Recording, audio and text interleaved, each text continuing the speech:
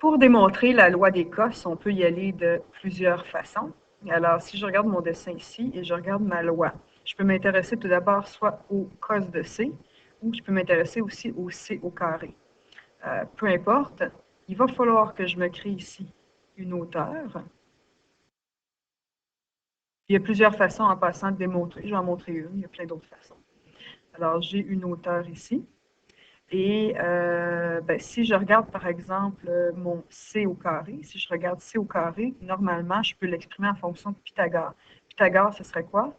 Ce serait par rapport à ce triangle rectangle ici, j'ai H, et je vais nommer celui-là, mettons, M.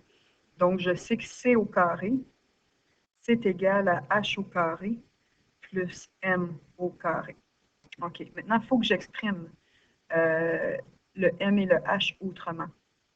Alors, si je regarde, par exemple, le cos de C, le cos de C qui est ici, si je mets cos de C ici, c'est quoi? C'est ce côté-là sur l'hypoténuse. Ce côté-là, c'est quoi? C'est B moins M. Donc, le cos de C ici, c'est B moins M sur A. Donc, ici, je pourrais avoir ici en parallèle, le cos de C, c'est quoi? C'est B moins M sur A. Je pourrais isoler, dans le fond, mon M ici pour avoir juste des A et des B. Donc, je multiplierais par A de chaque côté. Donc, A cos C qui est égal à B moins M. Ensuite, je vais soustraire B de chaque côté. Je vais donc avoir A cos C moins B qui est égal à moins M. Et je vais diviser par moins 1 de chaque côté. Je vais donc avoir moins A cos C plus B qui est égal à mon M. Je peux donc remplacer mon M qui est ici par ce que je viens de trouver ici. Juste avant, je vais trouver comment je peux trouver mon H à ce moment-là. J'ai H carré. H carré, c'est quoi? Je ne peux pas l'exprimer par rapport à ça, parce que c'est déjà cette équation-là ici. Mais je pourrais l'exprimer par rapport à ce côté-ci, ici. Fait que H carré, c'est quoi? Ça serait l'hypoténuse au carré moins le B moins M au carré. Donc, si je fais H carré, si je mets l'encadré, c'est quelque chose que je vais avoir besoin plus tard. H carré, c'est quoi? C'est A carré moins B moins M au carré. M, je sais c'est quoi? C'est ça.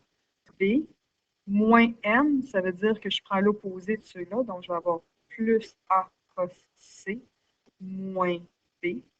Tout ça au carré. Les B ici vont s'annuler.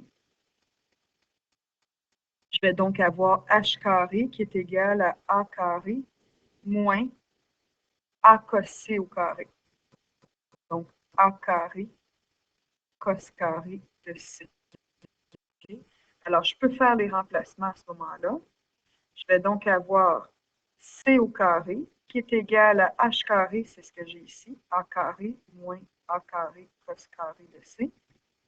C'est la même chose que cos de C au carré en passant. C'est juste une notation différente. Et ensuite, plus M carré. M, c'est ça ici. Donc, plus mon, je vais l'inverser, je vais mettre B moins A cos C. Tout ça, c'est au carré.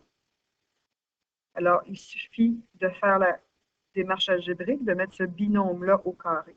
Alors, je me trouve avec C carré qui est égal à A carré moins A carré cos carré de C. Plus, je vais mettre ça au carré, le B au carré. Je vais faire comme deuxième terme ça fois 2, donc moins 2A B cos de C. Et ensuite, plus ça au carré, donc plus A carré cos carré de C. Moins A carré cos carré de C plus A carré cos carré de C, ça s'annule.